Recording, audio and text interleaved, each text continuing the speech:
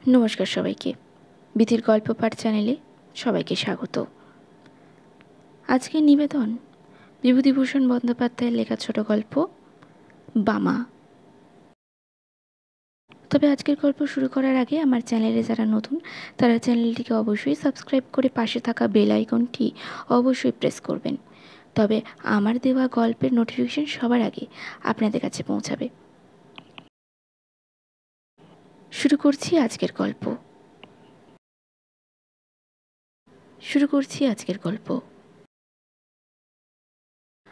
আমার যখন 22-24 বছর বয়স, তখন নানা দেশ বেড়ানোর একটা কাজ জুটে গেল আমার অদৃষ্টে। তখন আমি দৈবত ঔষধের মাদুলি বিক্রি করে বেড়াতুম। চুঁড়োর সচ্চিশ কবিরাজের তরফ থেকে মাইনে ও রাহা খরচ পেতুম। অল্প বয়সে প্রথম চাকরি, খুব উৎসাহের সঙ্গেই করতুম। আমাকে কাপড় চোপড় পরতে হতো সাধু ও সাত্ত্বিক বামুনের মতো। ওটা ছিল ব্যবসায়ের অঙ্গ। গিরিমাটির রঙে ছাপানোর কাপড় পরনে, পায়ে ক্যাম্বিসের জুতো, গলায় মালা, হাতে থাকতো একটা ক্যাম্বিসের ব্যাগ, আর তার মধ্যে মাদুলি ও অন্যান্য ওষুধ থাকতো। বছর 3 সেই চাকরি করি, তারপর শরীরে সইল না বলে ছেড়ে দিলুম। একবার যাচ্ছি বর্ধমান জেলার মেমারি স্টেশন থেকে মধ্যমপুর বলে একটা গ্রামে।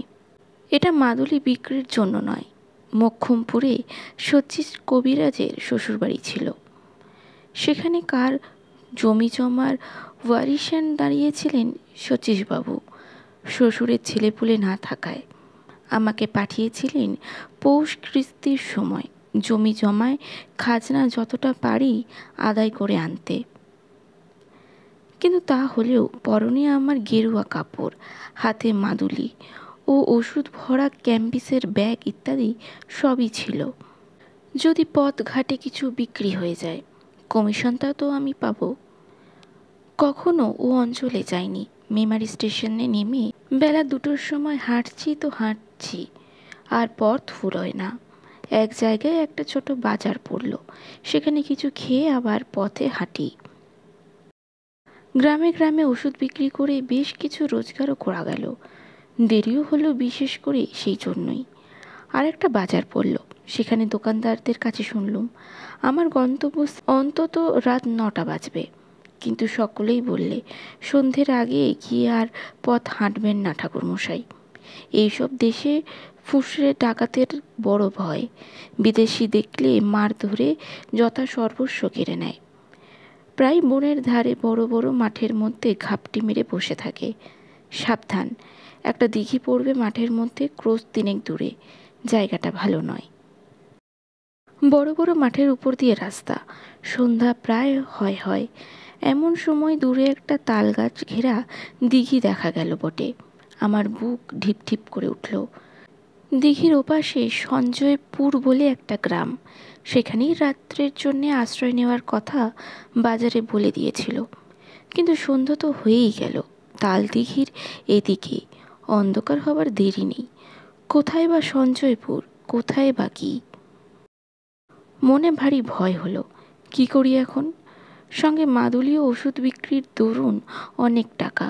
পরনেই ভাবলাম কিছু না পারি দৌড়াতে তো পারবো, না হয় ব্যাগটাই যাবে, প্রাণ তো বাঁচবে। ভয় ভয় দিঘির কাছাকাছি তৈলুম। বড় সেকেলে দিঘি, খুব উঁচু পাড়।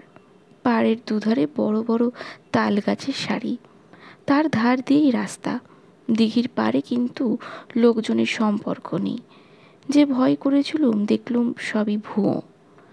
মানুষ মিথ্যে যে কেন এরকম ভয় দেখায়। প্রকাণ্ড দিঘিটার পাড় ঘুরে যেমন তালবনের শাড়ি ও দিঘির উঁচু পাড়কে পেছনে ফেলেছি। সামনেই দেখি ফাঁকা মাঠের মধ্যে দূরে একটা গ্রাম লিলি করছে। নিশ্চয়ই ওটা সেই সঞ্জয়পুর। বাঁচা গেল বাবা। কি ভয়টাই দেখিয়েছিল লোকে। দিব্যি ফাঁকা মাঠ, কাছেই লোকের বসতি, গায়ের গরু বাছুর চড়ছে মাঠে। কেন যে সব জায়গায় বিপদ থাকবে। আমি এই রকম ভাবছি, এমন সময় তালপুকুরের ওদিকে পাড়ের আড়ালে যে একটা পথ, সেই পথ বেয়ে একজন বৃদ্ধকে আমার দিকে আসতে দেখলুম। বৃদ্ধ বেশ বলিষ্ঠ গড়নের, ওই বয়সেও মাংসপেশি বেশ সবল, গলায় রুদ্রাক্ষের মালা, হাতে ছোট্ট একটা লাঠি। বৃদ্ধ আমায় বললে, ঠাকুরমশাই, কোথায় যাবেন? যাব মোক্ষমপুর। মোক্ষমপুর? সে যে এখনো 3 ক্রোশ পথ। কাদের বাড়ি যাবেন? শচীশ কবিরাজের বাড়ি। ঠাকুরমশাই কি কবিরাজ মশাইয়ের গোমস্থা? গোমস্থা নই, তবে যাচ্ছি জমি জমার কাজে বটে। এ অঞ্চলে আর কাউকে চেনেন? মশাইয়ের নিজের বাড়ি কোথায়? আমি এদিকে কখনো আসিনি, কাউকে চিনিও না। মোক্ষমপুরেও নতুন যাচ্ছি। সেখানে কেউ তাহলে আপনাকে চেনে না?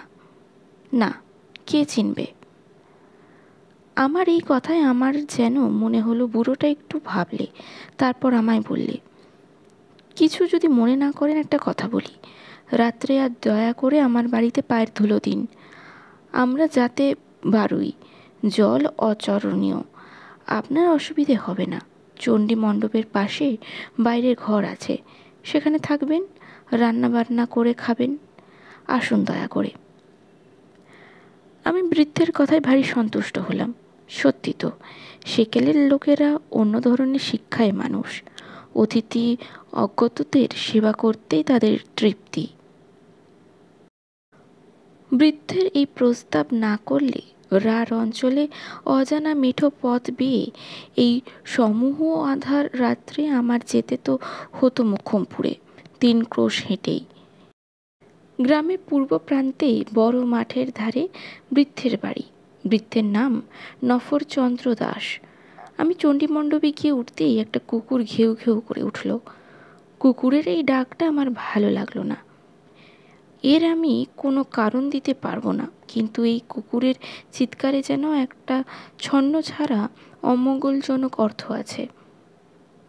মঙ্গল সন্ধ্যার কোনো গৃহস্থ বাড়িতে আসিনি, যেন শ্মশান ভূমিতে এসেছি।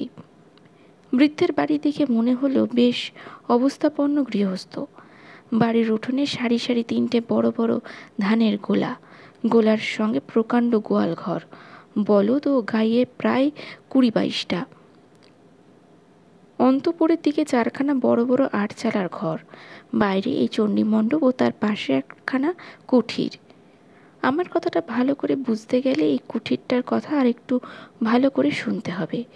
কুঠিরটিকে চণ্ডীমণ্ডপ সংলগ্ন একটা কামরাও বলা যায়, কারণ একটা সরু রোয়াকে দ্বারা চণ্ডীমণ্ডপের পিছন দিকের সঙ্গে সংলগ্ন, অথচ দোর বন্ধ করে দিলে বাইরে বাড়ির সঙ্গে এর সম্পর্ক চলে গিয়ে একটা ভেতর বাড়ির একখানা ঘরের সামিল হয়ে দাঁড়ায়।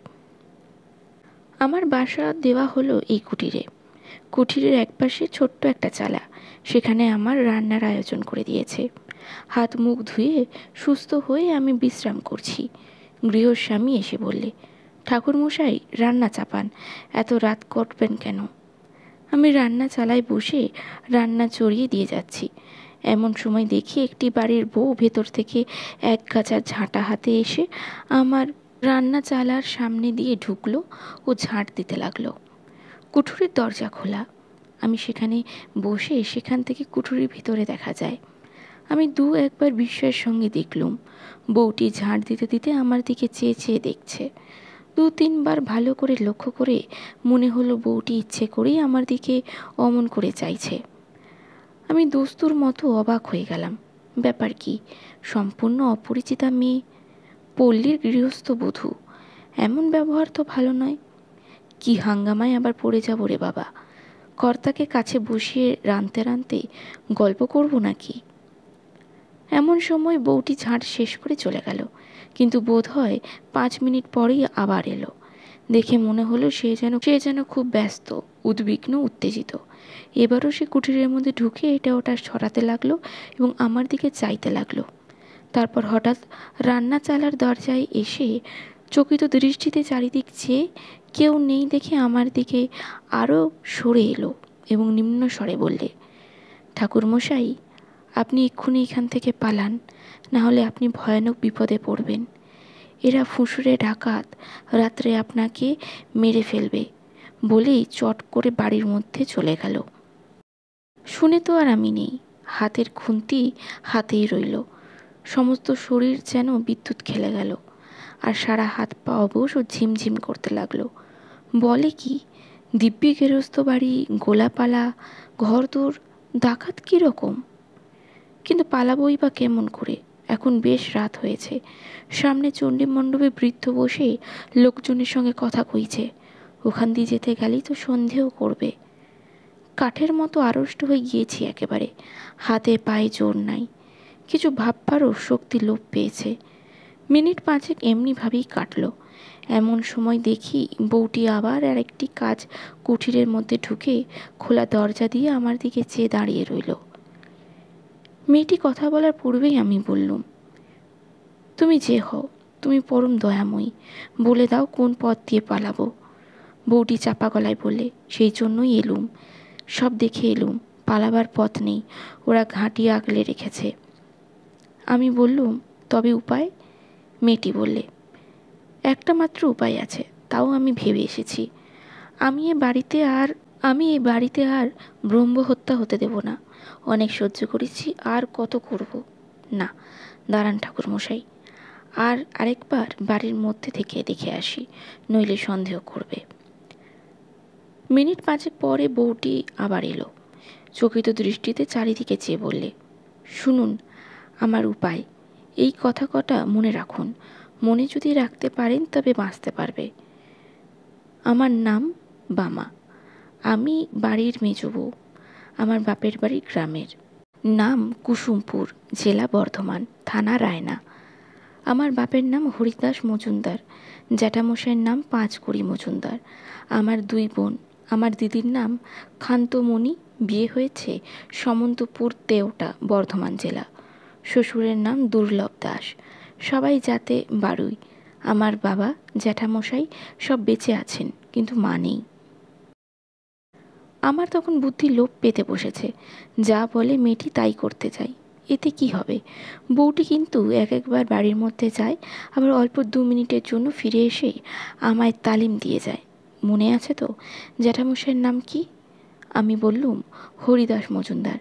না না, পাঁচকুড়ি মজুমদার, বাবার নাম হরিদাস মজুমদার। আমার দিদির নাম কি? শ্বশুরবাড়ি কোন গাঁয়ে? খান্তমণি। শ্বশুরবাড়ি আপনি সব মাটি করে দেবেন দেখছি। সামন্তপুর তেওটা। বলুন। সামন্তপুর তেওটা। শ্বশুরের নাম রামযদু দাস, দুর্লভ দাস। অবশেষে মিনিট 10-12 মধ্যে আমার সব পরিষ্কার হয়ে এসেছে। বউটি বললে, নাম ধাম যখন জানা হয়ে গেছে তখন আপনাকে বাঁচাতে পেরেছি। এখন শুনুন, খাওয়া দাওয়ার পরেই শ্বশুরমশাইয়ের কাছে আমার বাপের বাড়ির পরিচয় দিয়ে বলবেন আপনি তাদের গুরু বংশ। আমার নাম বলে জিজ্ঞাসা করবেন আমার বিয়ে হয়েছে কোথায় জানো কি না। গলা যেন কাঁপে, কোনো রকম সন্দেহ যেন না হয়। আমি বললুম, আবার আসবো আপনি শ্বশুরকে বলার পরে, কিন্তু দেরি করবেন না, বেশি বিপদ কখন হয় বলা যায় না। রান্না খাওয়া শেষ করলেও তো সন্দেহ করতে পারে, রান্না খাওয়া করতেই হবে।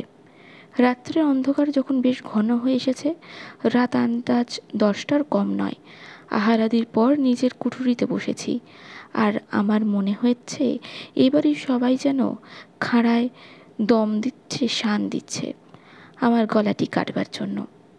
এই সময় গৃহস্বামী স্বয়ং আমার জন্য পান নিয়ে এলো। বললে, কি ঠাকুরমশাই, আহারাদি হলো? এখন দিব্যি করে শুয়ে পড়ুন, মশারিটা টাঙিয়ে দিয়ে যাচ্ছি, এত রাত আর দেরি করবেন না। আমি বললুম, হ্যাঁ, একটা কথা বলি, আমাদের এক মন্ত্রশিষ্য, বাড়ি কুসুমপুর, থানা রায়না, নাম পাঁচকুড়ি হরিদাস মজুমদার, তার একটি মেয়ের নাম বামা, এইদিকেই কোথাও বিয়ে হয়েছে। তারাও যাতে তোমাদেরই বাড়ুই কিনা, তাই হয়তো চিনলেও চিনতে পারো। মেয়েটির জ্যাঠা দুর্লভ রাম, পাঁচকুড়ি, আমায় বলে দিয়েছিল মেয়েটির শ্বশুরবাড়ি করে খোঁজ নিতে করে একবার সেখানে যেতে, আর তখন এলোমি বা দেশে। আমার কথা শুনে বৃদ্ধ যেন কেমন হয়ে গেল, আমার দিকে অবাক হয়ে চেয়ে বললে, কুসুমপুরে হরিদাস মজুমদার, বামা, আপনি তাদের চিনলেন কি করে? বামার কথা স্মরণ করে গলা না কাঁপিয়ে দৃঢ় স্বরে বললুম, আমি যে তাদের গুরু বংশ, আমার বাবার ওরা মন্ত্র শিষ্য কি না? বৃদ্ধ তাড়াতাড়ি বললে, বসুন, আমি আসছি। আমি একটা কুঠুরির মধ্যে বসে রইলাম। সন্দেহ ও ভয় তখনও কিছু যায়নি। আর এরা যে গুরুদেবকে রেহাই দেবে তা কে বলেছে? কিছুক্ষণ পরে বৃদ্ধ ফিরে এলো, পেছনে পেছনে সেই বধূটি আর একজন ঠান্ডা গোছের যুবক এবং একজন পৌর স্ত্রীলোক, সম্ভবত বৃদ্ধের স্ত্রী। বৃদ্ধ বললে, এই যে বামা ঠাকুরমশাই, আমারই মেজ ছেলের সঙ্গে, এই আমার মেজ ছেলের শম্ভু। গাঢ় করো সব, গড় করো। মেজ বৌমা, দেখো তো চিনতে পারো একে? চমৎকার অভিনেত্রী বটে বামা, অদ্ভুত অভিনয় করে গেল বটে। ঘোমটা খুলে হাসি মুখে সে আমার পায়ের ধুলো নিয়ে প্রণাম করলে, গলায় আঁচল দিয়ে। জীবনদাত্রী দয়াময়ী বামা। আমার চোখে প্রায় জল এসে পড়ল। তারপর সে রাত্রের তো কেটে গেল। খাবার জল দেওয়ার ছুতো করে এসে বামা আমায় আশ্বাস দিয়ে গেল, বললে, বিপদ কেটে গিয়েছে। আমার চোখ না পড়লে সর্বনাশ হতো, ভিটেতে ব্রাহ্ম হত্যা হতো। অনেক হয়েছে। এই কুঠুরিতে, এই বিছানায়, এই মেঝেতে অনেক লাশ পোঁতা। আমার মনের অবস্থা বলার জন্য নয়। বললুম, পুলিশ কি গায়ের লোক কিছু টের পায় না, কিছু বলে না? কে কি বলবে? এ ফাঁফুড়ে ডাকাত গাঁ, সবাই এরকম। আগে জানলে কি বাবা এখানে বিয়ে দিতেন? বিয়ের পর সব ধরা পড়ে গেল আমার কাছে। এখন আমার একটি সন্তান হয়েছে। এ পাপ ভিটের বাস করলে তার অকল্যাণ হবে। ওকে বারণ করি, কিন্তু ও কী করবে? মাথার উপর শ্বশুরমশাই রয়েছেন, পুরনো ডাকাত দাদারা রয়েছে। আপনি ঘুমিয়ে পড়ুন ঠাকুর বাবা, আর ভয় নেই। সকাল হলো। বিদায় নেবার সময় বৃদ্ধ আমার 5 টাকা গুরু প্রণামী দিলে। বামাকে আড়ালে ডেকে বললুম, তুমি আমার মা, আমার জীবনদাত্রী। আশীর্বাদ করি চিরসুখী হও মা। বামার মতো শুভ বুদ্ধিমতী নারী জীবনে আর আমার একবারও চোখে পড়েনি। কতকাল হবে গেল, এই বৃদ্ধ বয়সেও সেই দয়াময়ী পল্লী বধূটির স্মৃতিতেই আমার চোখে জল এসে পড়ে।